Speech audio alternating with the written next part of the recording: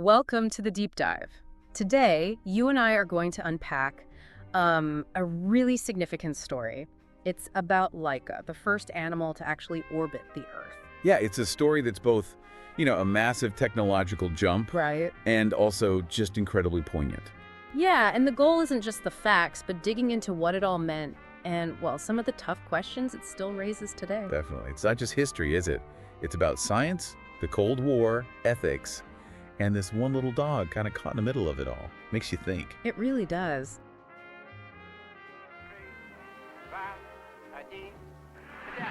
So let's set the scene. October 4th, 1957. The Soviet Union just launches Sputnik 1. Total shock to the world. Absolutely, this, beeping metal ball. But it changes everything. Then, barely a month later, November 3rd, boom, Sputnik 2 goes up. And this launch, it wasn't random timing, was it? No, not at all. Timed perfectly for the 40th anniversary of the October Revolution. A major stuntman. A very deliberate political move, showcasing their power on a big symbolic date. And Sputnik 2 wasn't just another satellite. It was, well, the world's first biological satellite.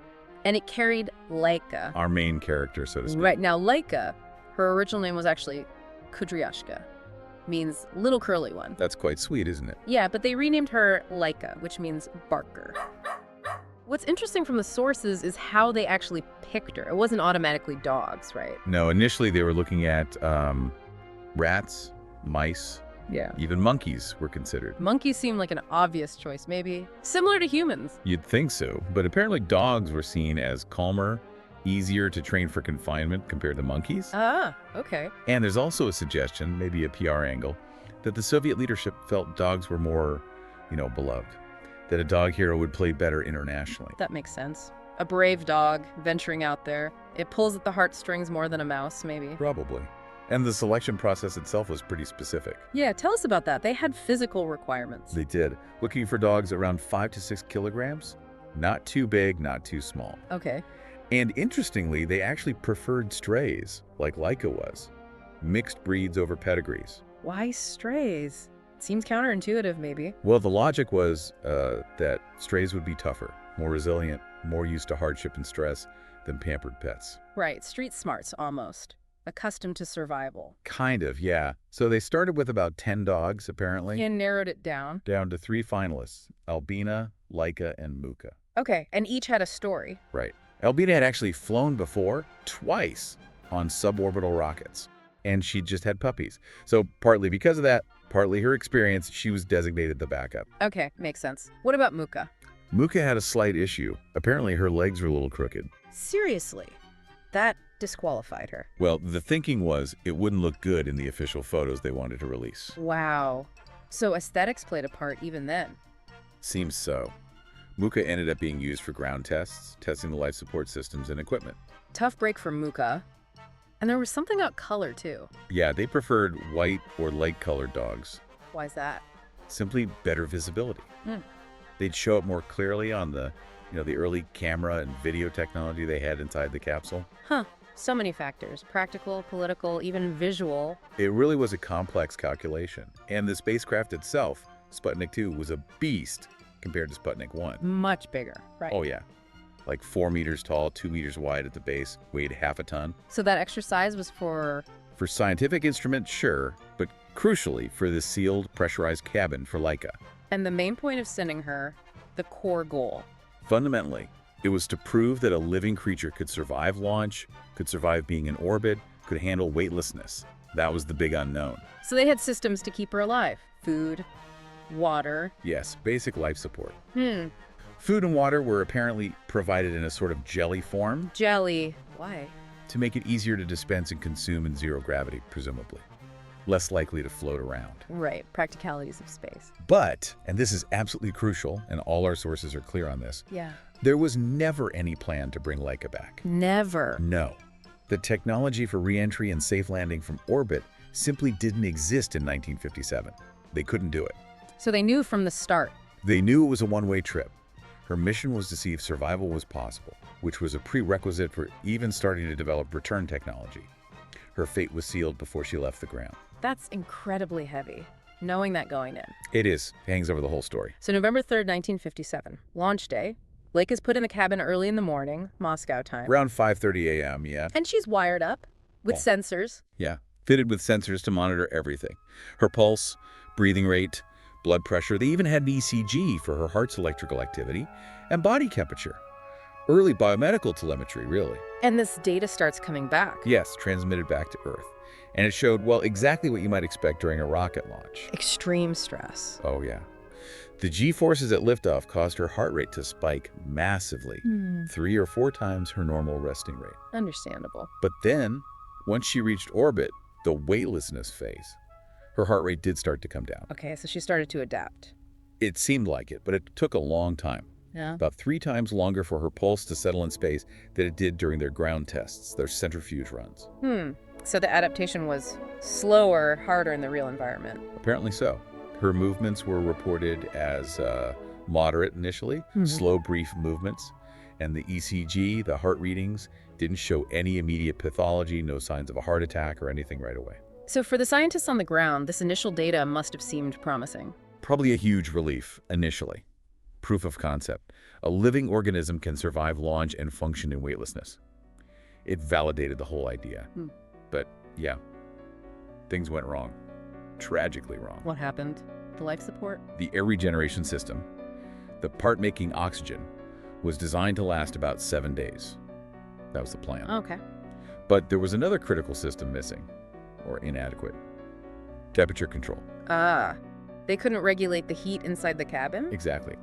There seems to have been a miscalculation about how much heat the satellite itself would absorb, maybe from the sun, maybe from its own equipment, and coupled with the lack of a proper thermal regulation system. It got hot. Dangerously hot. Within just 5 to 7 hours, only about 4 orbits in, the temperature inside that tiny cabin soared to 40 degrees Celsius. 40 C, that's over 100 Fahrenheit. Yeah, unsurvivable, basically. Oh. Especially for a dog in a stressful, confined environment. So Laika didn't live for 7 days? No, not even close. Yeah. She died from overheating, from heat stroke, just hours into the flight. God, that's awful. Did they know immediately on the ground? It's unclear how quickly they realized the severity. The telemetry might have shown rising temperature, but whether they understood the implications instantly, hard to say. But the outcome was tragically quick. Говорит Москва. And how did the Soviet Union handle this? Did they announce her death right away? No, they didn't. Which is, telling about the political pressures. Right, the Cold War context. Exactly. For several days, the official report said the mission was proceeding normally, that Laika was fine, the 7-day experiment was ongoing. So they maintained the fiction. They did. It wasn't until later, maybe a week or so after launch, that they finally announced she hadn't survived the full duration. And even then, the initial story wasn't overheating. What did they say? The official line became that she was, quote, euthanized after about a week, supposedly as planned, when the life support ran out. Which wasn't true. Which wasn't true. The overheating was the real cause, revealed much, much later. And it's interesting, that first Soviet press release barely focused on Laika. It was all about the satellite, the instruments. Laika was almost a footnote at the end. Managing the narrative, projecting success. Absolutely. Any hint of failure, especially a technical failure causing the death of the hero dog, would have been seen as a setback in the space race propaganda battle. Meanwhile, how did the rest of the world react? The West. It was a real mix. On one hand, undeniable awe. They'd put a living thing in orbit. It was huge. But the ethical side kicked in fast. Immediately. Widespread concern, sympathy for Laika. The New York Times famously called her the loneliest, saddest dog in the world. That captures it pretty well. It really resonated. Animal welfare groups were understandably outraged, condemning it as cruel, barbaric, especially knowing it was a one-way trip from the start. Were there, protests? Lots of public outcry. Some reactions were intense. Soviet media even reported, perhaps with some spin, sarcastic suggestions from the West, like maybe they should send Khrushchev up instead. Wow. And there was that really disturbing letter anecdote. Yes, that's also mentioned in some sources, purportedly published by the Soviets. A letter from a Mississippi housewife supposedly offering many little Negro children for scientific sacrifice if needed. That's horrifying. It's deeply troubling. It reflects not just the reaction to Laika, but the appalling racism prevalent at the time, and perhaps how the Soviets chose to portray some Western reactions. Okay, so despite the tragedy, the ethical storm, did the mission actually achieve its scientific goals? Did Laika's flight matter scientifically? Undeniably, yes. Even though it ended prematurely and tragically, those first few hours of data Mm. before the overheating became critical. So that was crucial. Absolutely. It provided the very first proof that a complex organism could survive the intense forces of launch and could function, at least initially, in the weightless environment of space. So it paved the way for humans. Directly. Without Laika's mission demonstrating basic survivability, Yuri Gagarin's flight just a few years later in 1961 would have been unthinkable. It was a necessary, if brutal, first step into biological spaceflight. The telemetry, the data stream. Phoning home the vital signs. Exactly. It gave scientists that first critical data set on how a body responds up there. Even the failure, the overheating, provided crucial data. How so? It tragically underscored the absolute necessity of robust thermal control systems for any future spacecraft carrying living beings. A hard lesson learned. And what happened immediately after within the Soviet program? Did they just accept the overheating explanation? Apparently not right away. There was a special commission set up, maybe some disbelief, maybe internal politics. Yeah. They weren't initially convinced the design flaw was the sole reason. So what did they do? They actually ordered repeat experiments on the ground. Recreated the conditions, the heat profile, inside mock-up cabins. With more dogs? Yes, which tragically resulted in the deaths of 2 more dogs in these ground tests. Oh, no. Yeah, it really highlights the pressure they were under to understand what went wrong, but also the cost involved in that early trial and error phase. So it wasn't until after Laika's flight, and presumably these follow-up tests, that they really focused on getting astronauts back safely. Precisely. Laika's mission, despite its fatal flaw, proved survival was possible.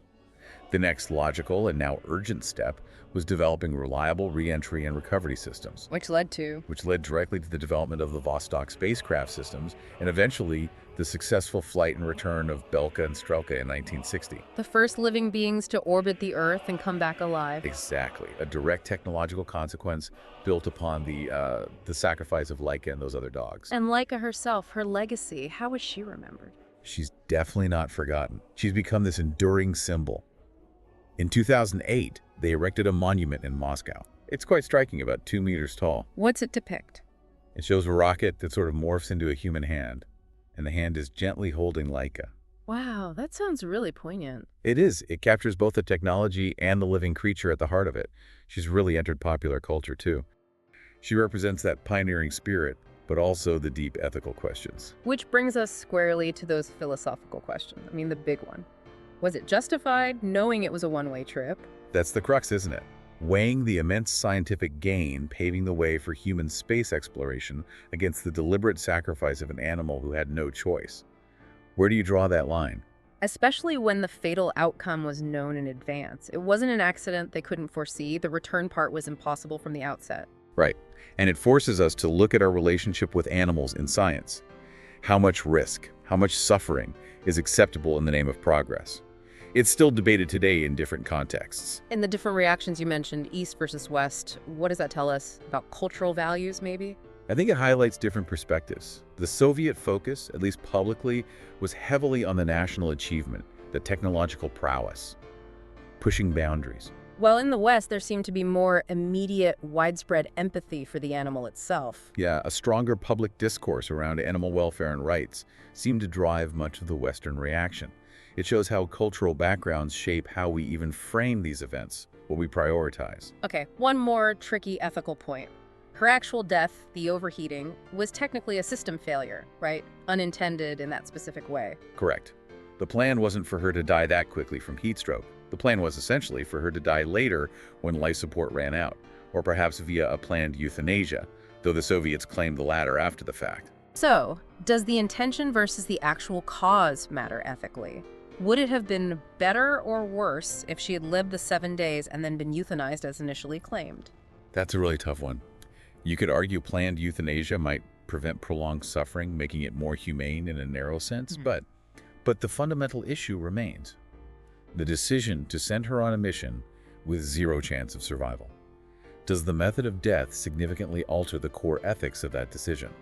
For many, the intentional sacrifice itself is the primary ethical problem, regardless of the exact mechanism or timing. Yeah, the foreknowledge makes it incredibly fraught. It really does. So, wrapping this up, Laika, more than just a dog, more than just an experiment. Absolutely. A pioneer. a small stray who became the first Earthling to orbit our planet. She proved life could exist, even briefly, out there. But her story is just so complex emotionally. There's the pride in the human achievement, the sheer audacity of it. Mixed with this deep sadness and these really uncomfortable ethical questions about the cost of that achievement. They're inseparable. Yeah, you can't really have one without the other. No. So, Laika's flight, short, tragic, but it opened a door. As we keep pushing out, exploring the cosmos, how should we remember these first pioneers, the animals who went before us? It's a crucial question. What responsibility do we carry forward? What does progress truly mean if it involves sacrifices like these? That's definitely something to think about. A lot to unpack from the story of one small dog. Thanks for listening.